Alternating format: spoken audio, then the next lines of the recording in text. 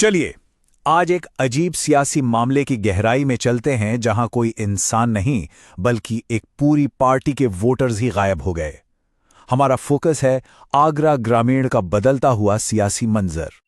उत्तर प्रदेश के बिल्कुल बीच में आगरा ग्रामीण की मिट्टी पर एक सियासी कहानी लिखी जाती है, लेकिन हाल ही में उस कहानी ने एक ऐसा मोड़ लिया है जो सबको हैरान कर देता है। यहां का हर वोट सिर्फ एक उम्मीद या शिकायत नहीं बल्कि एक बहुत बड़े बदलाव का संकेत है, और आज हम उसी संकेत को समझने निकले हैं। ये देखिए, साल 2022 समाजवादी पार्टी का वोट शेयर पूरा 0%। हाँ, 0। ये आंकड़ा अपने आप में एक पूरी कहानी कह जाता है, खासकर तब जब हम उनके पिछले प्रदर्शन को देखते हैं। तो फिर सबसे बड़ा सवाल यही उठता है, एक ऐसी पार्टी जिसके पास कभी 25% वोट हुआ करते थे, वो आखिर एक दशक के अंदर अंदर चुनावी मैदान से पूरी तरह गायब कैसे हो गई? कहां गए वो सब वोटर्स? और सबसे जरूरी, क्यों? इस क्यों का जवाब ही यहां के सियासी भविष्य की चाबी है।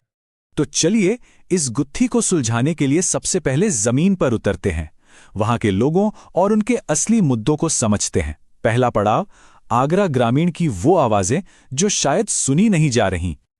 देखिए, किसी भी जगह की सियासत को समझने की चाबी ना उसके सामाजिक ताने बाने में छिपी होती है। ये एक एससी आरक्षित सीट है। यहां लगभग 30% वोटर्स जाटव दलित समुदाय से हैं। लेकिन यहां एक और दिलचस्प बात है, 40% आबादी युवा वोटर्स की है।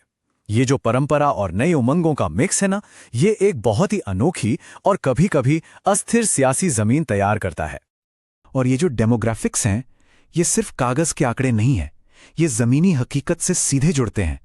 जैसा कहते हैं ना, जब खेत सूखे हों और नौकरियां ना हों तो मतपेटी पर चुप्पी ही सबसे जोरदार विरोध होती है।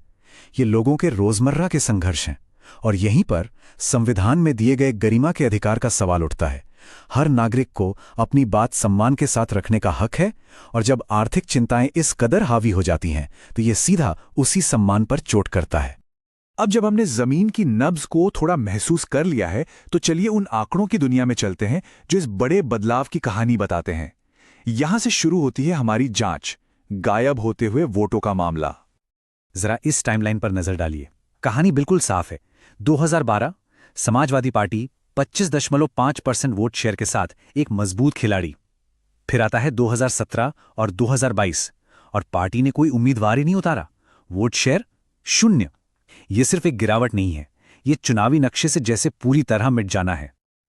अब एक और अहम संकेत पर गौर करते हैं, वोटर टर्नआउट, यानी कितने लोगों ने वोट डाला। 2017 में ये 63.7% के पीक पर था, लेकिन 2022 में ये गिरकर 61% पर आ गया। अब ये 2-3% की कमी शायद सुनने में छोटी लगे, लेकिन अक्सर ये मतदाताओं के उस हिस्से की तरफ इशारा करती है जो या तो निराश है या फिर चुनावी प्रक्रिया से खुद को अलग थलग महसूस कर रहा है। सवाल यह है कि क्या ये वही एसपी के लापता वोटर्स हो सकते हैं? तो चलिए अब सीधा 2022 के नतीजों का पोस्टमार्टम करते हैं और उन ताकतों को समझते हैं जिन्होंने बीजेपी के लिए एक इतनी बड़ी डिसाइसिव जीत का रास्ता बनाया। अब हम समझेंगे नतीजे की एनाटॉमी। ये बार चार्ट 2022 की कहानी को एक झटके में दिखा देता है। बीजेपी की उम्मीदवार बेबी रानी मौर्य को मिले 52.63% वोट। दूसरे नंबर पर बीएसपी 23.26% के साथ, और समाजवादी पार्टी 0। जीतने वाले और दूसरे नंबर पर रहने वाले के बीच का अंतर देखिए, लगभग 30%। ये एक तरफा मुकाबला था, साफ साफ। ये टेबल हमें थोड़ा पीछे ले जाके पूरी पिक्चर दिखाती है। गौर कीजिए, 2017 और 2022 दोनों सालों में जब एसपी मैदान में नहीं थी, बीजेपी ने अपना वोट शेयर 50% से ऊपर मजबूती से बनाए रखा। ये सिर्फ एक जीत नहीं है, ये एक ऐसे मैदान में डोमिनेंस है जहां विपक्ष का एक बड़ा खिलाड़ी मौजूद ही नहीं था। तो अब तक हमने देखा कि क्या हुआ, मगर असली सवाल तो है क्यों हुआ। चलिए उन सिस्टमिक इश्यूज और वोटर्स की शिकायतों को खंगालते हैं जिन्होंने इस नतीजे को शेप किया। हमारा अगला विषय, दबाव में एक सिस्टम। सोर्स डेटा के मुताबिक ये हैं वोटर्स की 3 सबसे बड़ी, सबसे गंभीर चिंताएं। कृषि संकट, मतलब फसलों के गिरते बढ़ते दाम और खेती की बढ़ती लागत, पानी की सालों पुरानी कमी और स्थानीय स्तर पर नौकरियों का अभाव। ये वो जमीनी मुद्दे हैं जो हर दिन हर घर को प्रभावित करते हैं और आखिर में यही सियासी हवा का रुख तय करते हैं। अब सिक्के का दूसरा पहलू देखते हैं, विपक्ष की कमजोरी। लीडरशिप का अभाव और अंदरूनी गुटबाजी ने मैदान को मुकाबले के लिए पूरी तरह खुला छोड़ दिया। सीधी सी बात है, जब आप रेस में दौड़ेंगे ही नहीं तो जीतेंगे कैसे? कैंडिडेट न उतारना एक बुनियादी संगठनात्मक विफलता थी। और दूसरी तरफ सत्ताधारी पार्टी की ताकत। बीजेपी ने 50% से ज्यादा वोट शेयर और एक बड़े कास्ट कोलिशन के साथ यहां एक मजबूत किला बना लिया है। उनका मजबूत सरकारी तंत्र भी उनके लिए एक बड़ा एडवांटेज है। तो समीकरण बिल्कुल साफ है, एक तरफ संगठनात्मक शून्य और दूसरी तरफ एक मजबूत स्थापित ताकत।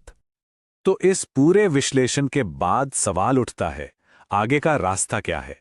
यहां से हम समस्या के निदान से समाधान की तरफ बढ़ते हैं। पेश है एक strategic framework, the 4 pillar blueprint.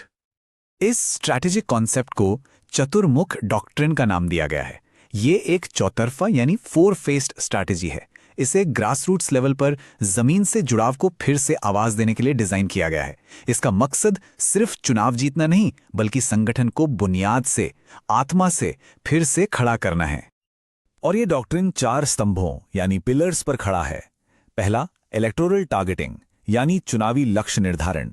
दूसरा, ऑर्गेनाइजेशनल रिवाइवल, संगठन का पुनरुद्धार। तीसरा, नैरेटिव क्राफ्टिंग, एक ऐसी कहानी बनाना जो लोगों से जुड़े। और चौथा, रिसोर्स मोबिलाइजेशन यानी संसाधनों का सही इस्तेमाल। पहले पिलर पर आते हैं, इलेक्टोरल।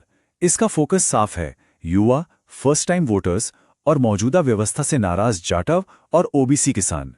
पैगाम भी बिल्कुल साफ होना चाहिए, कृषि राहत, एमएसपी गारंटी और पानी बिजली जैसे स्थानीय वादों पर ध्यान देना जो अधूरे रह गए। ये मुद्दे सीधे लोगों की जिंदगी से जुड़े हैं। अब दूसरा और शायद सबसे महत्वपूर्ण स्तंभ, संगठन। बूथ लेवल कमिटियों को फिर से एक्टिव करना, महिला और युवा वॉलंटियर्स को शक्ति देना और आज के डिजिटल युग में व्हाट्सएप और फेसबुक के लिए एक डेडिकेटेड डिजिटल टीम तैयार करना। ये जमीनी काम बेहद जरूरी है। देखिए, ये सिर्फ वोट मांगना नहीं है, ये रिश्ते और विश्वास बनाना है। और विश्वास के इस दौर में जिम्मेदारी भी आती है। जैसे भारत का नया डेटा संरक्षण कानून लोगों की सहमति और उनकी निजी जानकारी के सम्मान पर जोर देता है, ठीक उसी तरह एक जिम्मेदार राजनीतिक प्रक्रिया भी लोगों के भरोसे पर ही बनती है और टिकती है।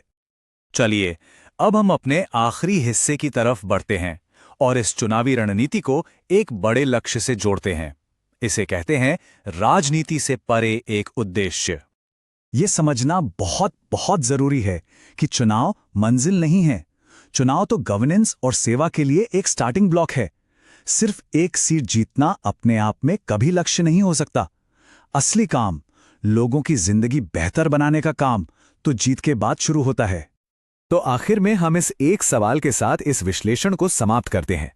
क्या डेटा पर आधारित एक ब्लूप्रिंट उन अनसुनी शिकायतों को विकास के लिए एक नए जनादेश में बदल सकता है? आगरा ग्रामीण की कहानी का अगला अध्याय इसी सवाल के जवाब में लिखा जाएगा। If you want to become a people-centric leader and uplift your constituency, get in touch with blueprintstrategies.ai at mgr@blueprintstrategies.ai or call 080-4204-1602.